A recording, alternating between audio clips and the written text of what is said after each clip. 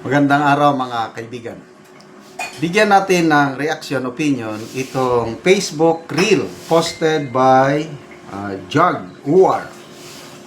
Interview ni Karen Davila kay Congressman Edgar Erese.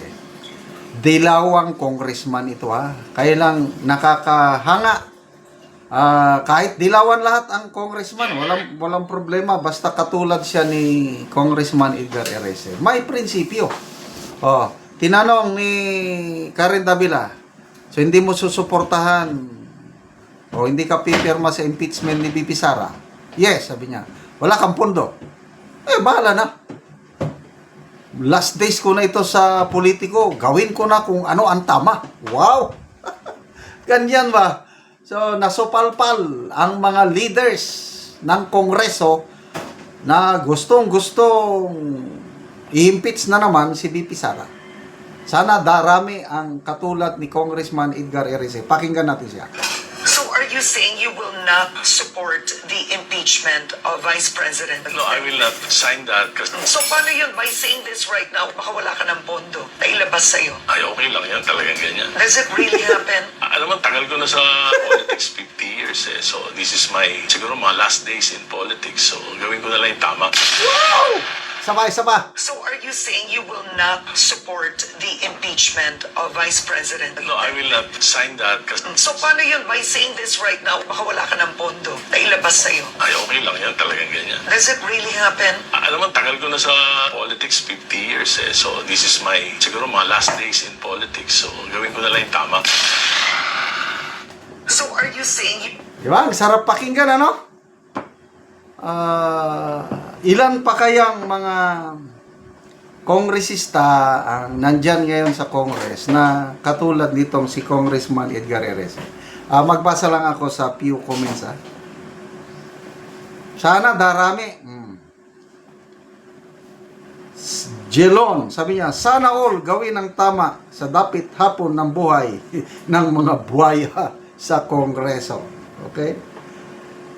Hinaro Tante, yan ang dapat. Saludo po sa iyo, Congressman. Salamat, Congressman. God bless. Sinasabi dito. Daming nagpapasalamat sa kanya. Ito. Nandyan na. 3 impeachment complaint na ang isinampa nila kay BP Sara. Pagbobotohan na ng Committee on Justice. Sino ba yung chairman ng Committee on Justice? Congressman Luistro. Sabi niya, patas lang ako, patas kami. Wala kaming kinikilingan dito. Taong bayan ang aming loyalty. Sabi ni Attorney Guanzon, oy, maniwala kami sa iyo, Luistro. Iniidolo mo nga si Martin. Kung walang speaker, walang AX. Kung walang speaker, walang tupad, walang akap. Pasalamat tayo kay speaker. Tapos, sasabihin niya, wala daw siyang kinikilingan. Honorable Congressman Luistro, we were not born yesterday. So, sabi ni Congressman Elisan Fernando, sa tansya niya, papasayan, makakalusot ang impeachment ni BP Sara sa Committee on Justice. Makikita nila na there is sufficiency in form and sufficiency in substance. Ibig sabihin, aakyat yan sa plenaryo. Pag nandyan na sa plenaryo, nagsabi na itong si Congressman Erese, I will not sign that one. So at least meron na tayong isa. Paano yung pondo? Kasi balita last year, according to Congressman Toby Chanco, milyones ang natanggap na pondo ng mga kongresista na pumirma sa impeachment complaint. Meron pa ngang pangapahabol na pirma 215. yung February 5. May mga hindi nakapirma dahil absent ba whatsoever. Nako, habol! Ay totoo, ilan yung humabol, kaya nadagdagan pa yung 215. Bakit humabol? Eh, sayang yung pondo. So, makakaasa na tayo, meron ng isang congressman, Erese. Sino pa? I don't know. Depende na sa, kailang, kung basihan natin ang opinion ni Congressman Eli San Fernando, isang Gen Z congressman. Nakikita ko, hindi rin boboto si Congressman Eli San Fernando sa impeachment ni Pipi Sara. Makita niyo kung sino yung mga hindi bumoboto sa suspension ni Barsaga. To me, most likely sila rin ang hindi boboto dyan eh. So yan, Suntay, Suntay, Eli San Fernando, Libeste, yan, Edgar Erese, of course, ang mga Duterte, Ungab, yan. Kailangan, ito magpapaiyak sa mga dilawan. Kay Risa, Trillanes. So, sabi ni Congressman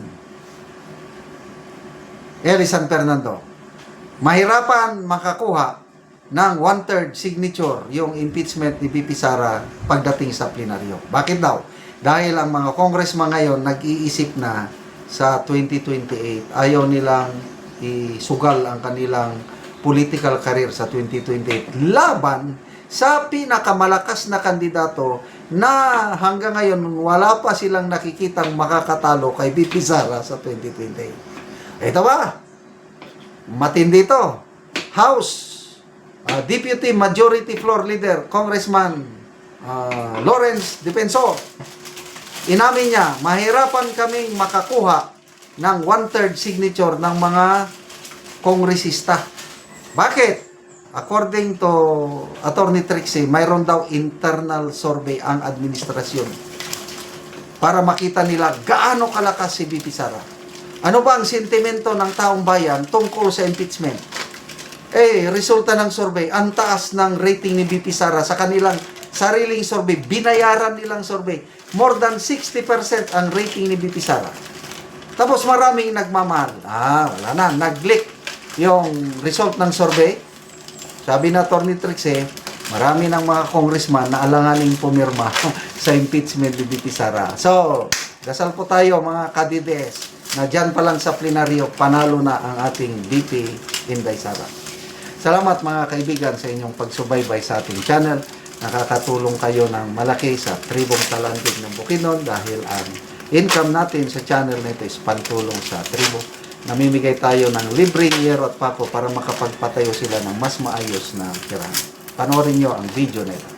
Karon mo na niyang mga yero nga ipanghatag sa mga tao. So bahalag nagaulan, pangyod sila, duol gyud sila kay nalipay silang matagaan og yero. So kompleto. Nalipay daw si ate. So kompleto gyud, lansang, pako, plinsen o yero, kompleto. Tanan.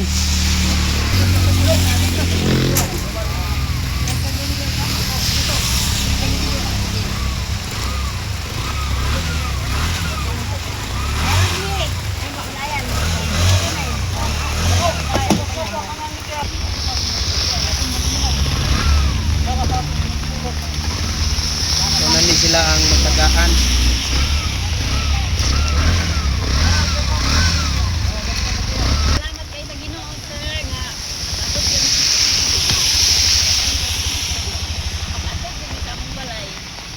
Salamat daw gid sa Ginoo si ate nga naabot na gid ang yero. Di pa gid ni kayo bisag ulan kadako. Nagi mi dito sa highway. Oo. Tanaw gid namo ang kuan. Yatag na yero. Sige. So ang uban naalang sila sa ilang balay, so magkuha lang sila karon kay ulan man nga kusog karon. So wala gid tanan nakaani tungod sa ulan.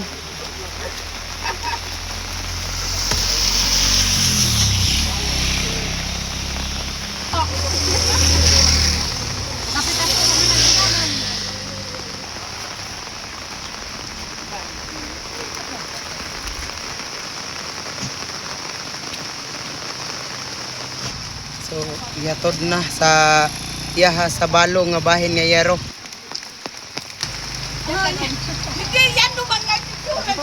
Ug karon mo na ni ang balay ni nanay sa usa ka balo. Oo, kaginuda man gid kan do na no. Ato man hano ato nos tulo. Oh, ang iyang balay karon gaulan man so inaani na gyud ang tulo. Oo, yan naman ina dayo. So muna ni ang iyang higdaanan. Oo.